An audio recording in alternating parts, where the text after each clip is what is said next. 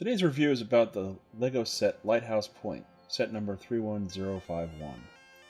I tend to be somewhat picky when it comes to the sets that I purchase, but I've never really enjoyed building the 3-in-1 sets that LEGO's come out with. It kind of irks me that there are instructions for 3 different builds on the same set, but I would have to buy 3 of the same set in order to have all 3 at once. However, in this case I made an exception. You see, a couple of months ago I took a trip up to Nova Scotia for vacation, and drove all over the island. One of the big things that people do up there is visit the various lighthouses dotted all over the shores, and in my travels around the island I came across a good number of them. Because of all the exposure I had to these lighthouses, I decided this would be a good set to get and build. One of the first lighthouses, actually the first lighthouse that I saw once I left Halifax on my travels, was the lighthouse at Peggy's Point, just southwest of Halifax. Apparently this is one of the most photographed lighthouses in Canada, and with good reason. It sits on a high bluff of rocks overlooking the Atlantic and is easily visible from a number of other locations along the coast to the west. To get to it, you have to go through the small village of Pecky's Cove. The lighthouse once served double duty as both a lighthouse and the post office for the village. It was from this location as well as another location to the west that served as the emergency services locations when Swiss Air Flight 111 crashed into the ocean in 1998. There is a somber memorial equidistant between Pecky's Cove and Bayswater. Another lighthouse I saw was on the Bay of Fundy, where they have the highest tides in the world. If you have ever been to Epcot and seen the movie for Canada, this is one of the things that they feature. Inlets that have tides that change as much as 25 feet in height. The lighthouse is on that same bay and has a view of the 5 islands. The lighthouse was originally built on Sandpoint, but moved to this location in 2008. As a part of my travels, I also popped over to Prince Edward Island just to the north of Nova Scotia, on a fun little ferry ride away. Once there, one of the lighthouses I saw and got to go inside was the one on Panmure Island. It was constructed in 1853 and served well into the 2000s. It is currently undergoing renovation by the Panmure Island Lighthouse Association.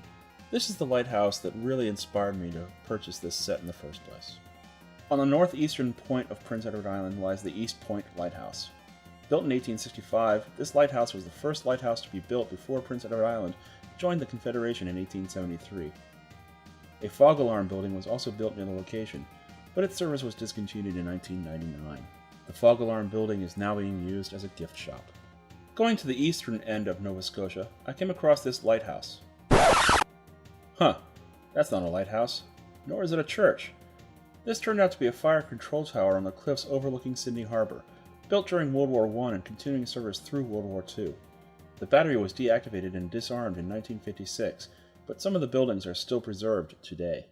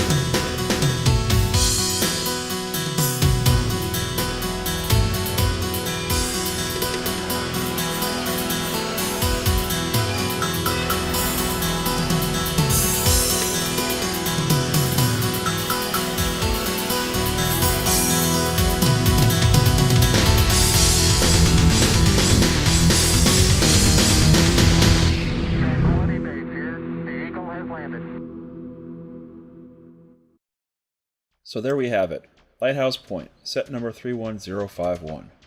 I hope you enjoyed this video, and if you want to see more of this kind of video from me, please leave a note in the comments section and hit that subscribe button. See ya!